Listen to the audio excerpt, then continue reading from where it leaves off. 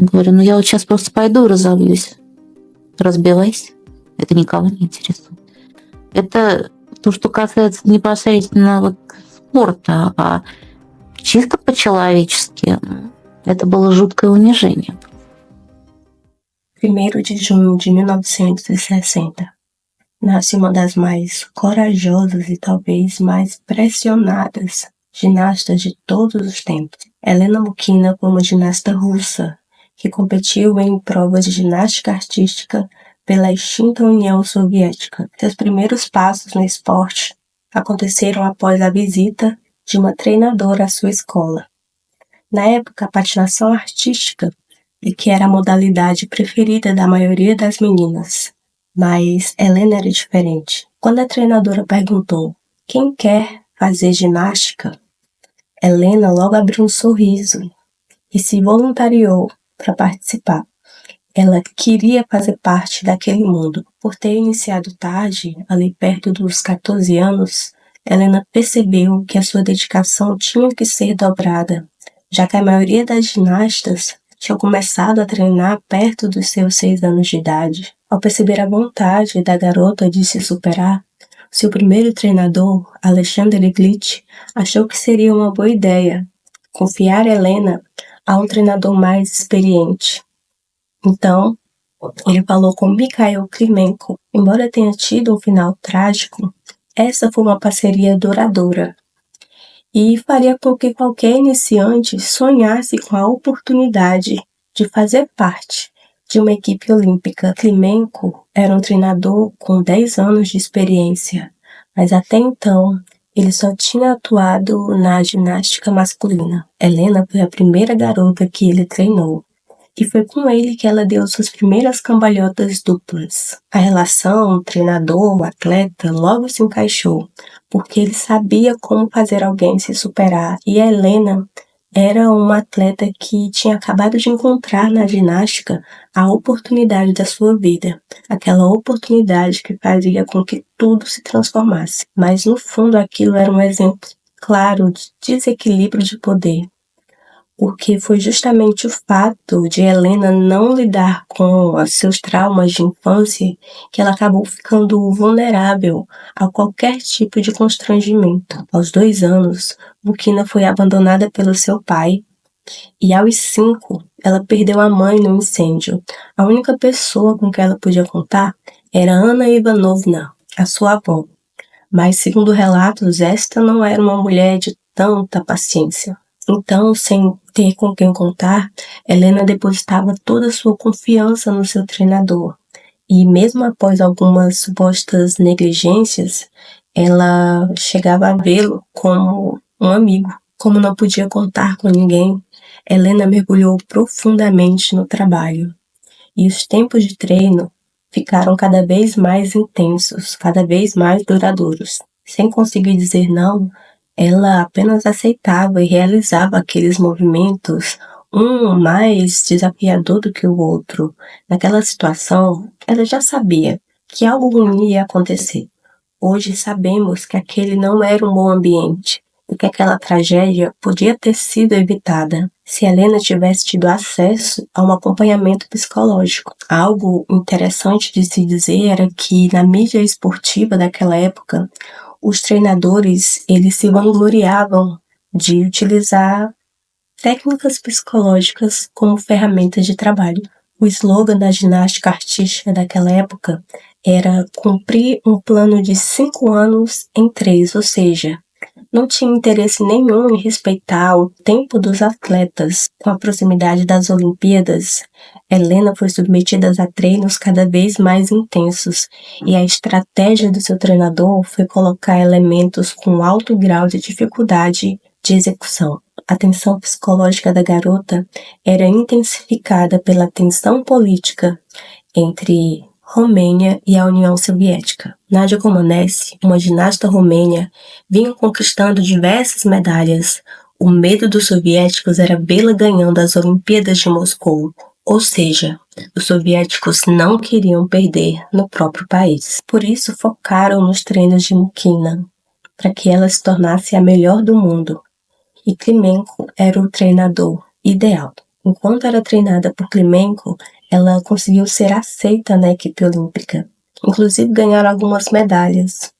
Mas a gente vai entender agora a que preço que ela conseguiu tudo isso. Para competir com atletas do mundo inteiro que, diferente dela, treinavam desde os 6 anos de idade, Helena começou a passar o dia inteiro dentro da academia. Havia salas de descanso e as outras garotas recebiam visita dos seus pais.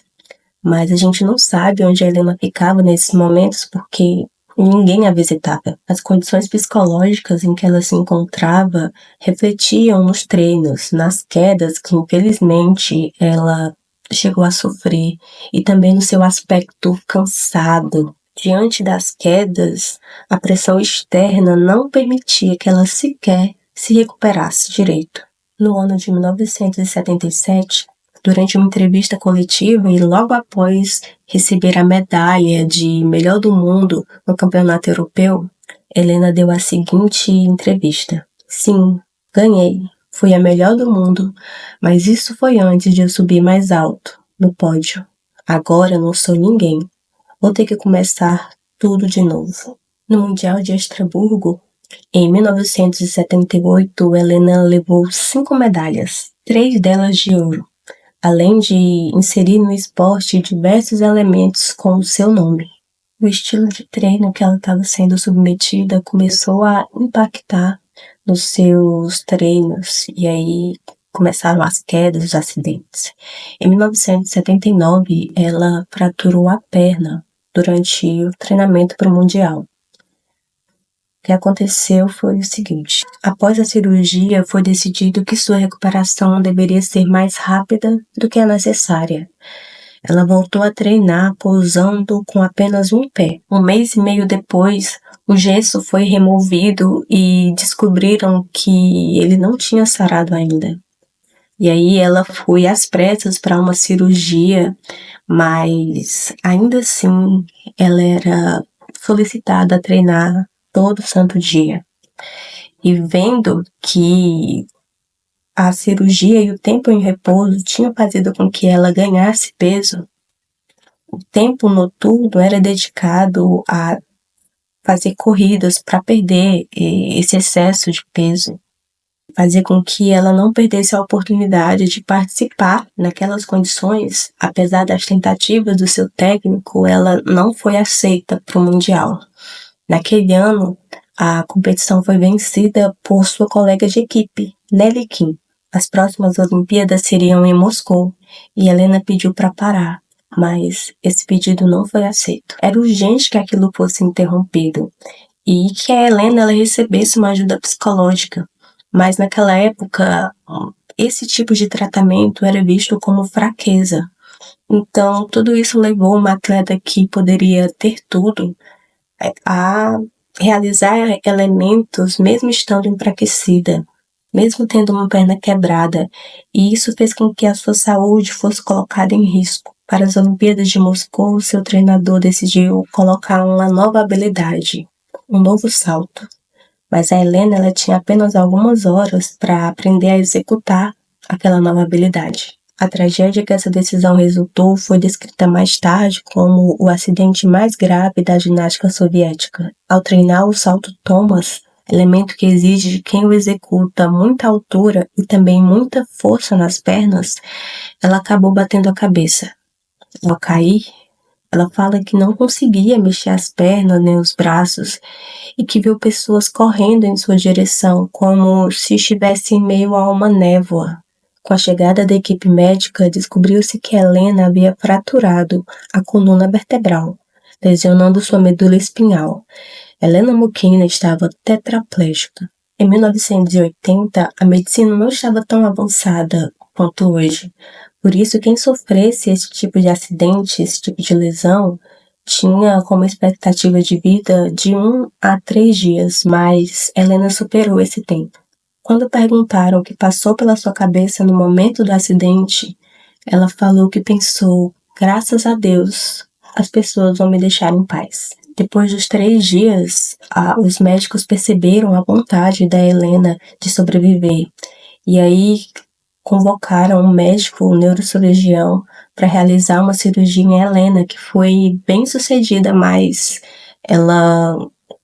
aquele dano na coluna era irreversível. 2 homens próximos foram chamados para ajudar na locomoção de Helena durante ali a estadia no hospital. Um deles foi o pai, mas ele não se interessou em ajudar e aparecia, segundo alguns relatos, apenas para pegar dinheiro. O segundo homem foi o seu treinador, Mikhail Klimenko, que também não apareceu no hospital. E quando ele foi perguntado sobre se iria visitá-la algum dia, ele disse que sim, mas isso nunca chegou a acontecer. Após o acidente, Klimenko trabalhou por um tempo ainda no Central Sport Club, antes de se mudar para a Itália para um contrato de trabalho. Klimenko viveu 1 ano a mais do que Helena, mas a causa da sua morte não foi divulgada. A lesão afetou gravemente sua capacidade de mover todos os membros, mas ela mantinha ainda alguma função nos ombros e cotovelos. Apesar de a quantidade de movimento ser muito limitada para Mukina, essa função motora era extremamente valiosa. A mesma dedicação nos treinos, então, foi direcionada para sua recuperação. Como Helena conseguia mover a cabeça e os ombros, seu objetivo foi fazer fisioterapia para voltar a escrever, que ela conseguiu sim, depois de um bom tempo. Eu percebi que precisava mudar minha visão sobre a vida. Não deveria invejar os outros, ou me educar e valorizar o que tenho. Sou capaz de pensar. Isso é um presente incrível, mesmo que eu não possa me mover. Mukina acabou abandonando os tratamentos experimentais para ter uma melhor qualidade de vida. Ela tinha decidido que era melhor isso do que tentar reverter uma situação que até então a medicina não podia curar. Não condeno qualquer um e nem responsabilizo pelo que me aconteceu. Eu fui estúpida, queria ser heroína, queria justificar a confiança que depositaram em mim. A gente consegue ver que, apesar de tudo que ela passou, ela ainda se culpava pelo que tinha acontecido.